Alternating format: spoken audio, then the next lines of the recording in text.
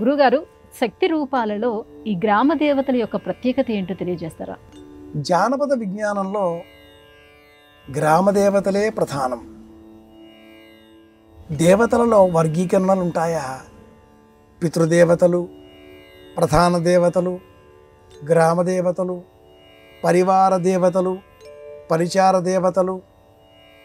ఇలా మనం ప్రశ్నించినప్పుడు దేవతలన్నింటికీ మూల రూపం గ్రామ దేవతలే అనే నిజం నిర్ధారణ చేసుకోక తప్పదు. గ్రామ దేవతలు ఎవరు అంటే ప్రకృతి పర్యావరణంలో కనిపించేటటువంటి నీరు, నిప్పు, గాలి, ఆకాశం, మట్టి, పృథివీ, ఈ ఐదింటి రూపాల సమాహారమే గ్రామ దేవతల స్వరూపం. పోలేరమ్మ పొలిమేరలో ఉండేటటువంటి శక్తి. శక్తి అన్న పదం వినగానే సంప్రదాయ సారస్వతంలో త్రిశక్త్యాత్మకంగా మహాలక్ష్మి, మహాకాళి, మహాసరస్వతి అన్న రూపాలలో వర్ణ వైశిష్ట్యంగా శబ్దజాలంతో వర్ణించే కథ అంతా కూడా, మార్గం అంతా కూడా జానపద విజ్ఞాన సంబంధితమే.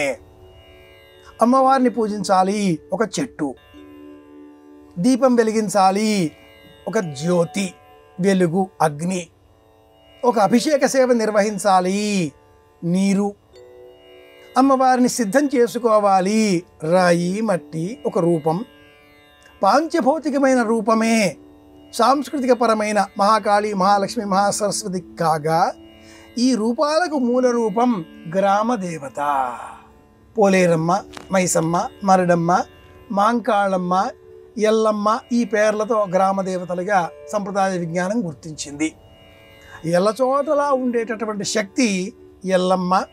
అలాగే ఎల్ల అంటే బౌండరీ, గ్రామానికి సరిహద్దు, అక్కడ ఉండే దేవత ఎల్లమ్మ. మల్లమ్మ, మైసమ్మ ఈ రూపాలన్నీ కూడా ఈ పురాణాలలో ఉండేటటువంటి రూపాలకు మూల రూపాలు కనుక గ్రామ దేవతను అర్చించడం అంటే మూల ప్రకృతిని ఆరాధించడం అని అర్థం. ఇది విశేషం.